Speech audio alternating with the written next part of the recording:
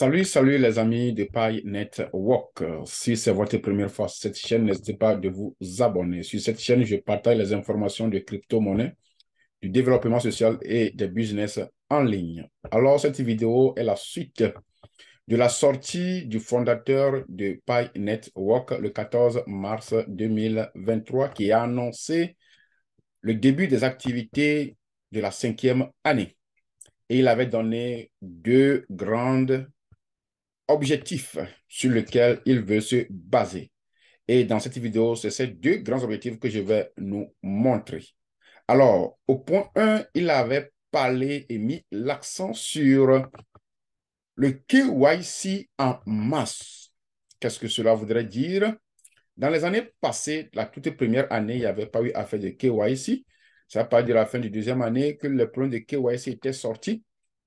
Les gens ont fait les applications. Les premières avaient eu la chance d'être acceptées, validées et sont même devenus des validateurs. Mais depuis l'année passée, il y a eu certains problèmes sur l'application. Les gens ont essayé en vain. Ils n'ont pas pu rentrer dans ce système. Donc, ils ont revu tout.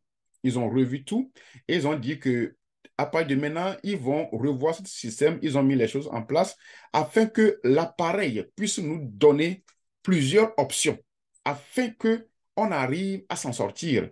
Ils ont dit qu'ils vont mettre 10 différentes sortes d'identification en place dans lesquelles le système va nous demander et s'il arrivait qu'on perdait l'une des qualités, on peut retrouver l'autre. Et aussi, après cela, les validateurs de votre localité aussi doivent intervenir.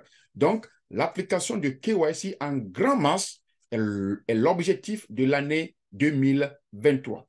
Et il a été aussi dit, et cela a été clair, que lorsque tu as eu la chance, si tu es dans une localité et que tu as fait l'application de KYC et que tu as été validé, il faut faire la demande pour devenir validateur. Parce que le problème qui se pose aussi dans certaines localités, c'est qu'il n'y a pas un validateur physique de votre localité. Vous avez fait la demande, le système informatique a procédé à cette démarche, mais maintenant, il faut qu'une personne physique comme moi intervienne pour valider la suite de votre application. Donc, il est conseillé que si vous avez passé votre KYC et que on vous a accepté, il faut faire l'application, demander d'être validateur pour que vous puissiez aussi valider les gens de votre localité. Le deuxième point sur lequel il veut se baser cette année, c'est celui de donner une utilité, c'est-à-dire de créer les services dans l'application. Et sur ce, il y a un autre point qu'ils ont développé sur ça. Je vais le réserver et revenir parce que je ne veux pas que la vidéo soit longue. C'est une vidéo que j'estime faire à moins de 4 minutes.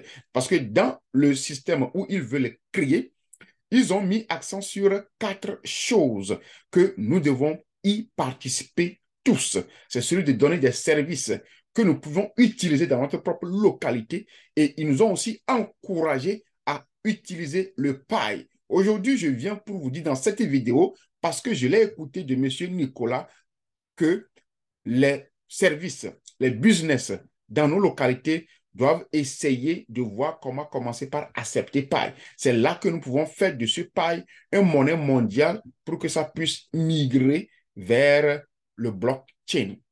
Vous savez quoi? Pi va remplacer Bitcoin. Je vous laisse ici.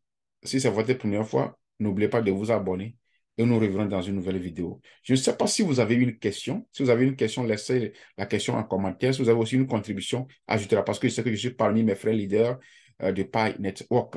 Nous nous reverrons dans une nouvelle vidéo.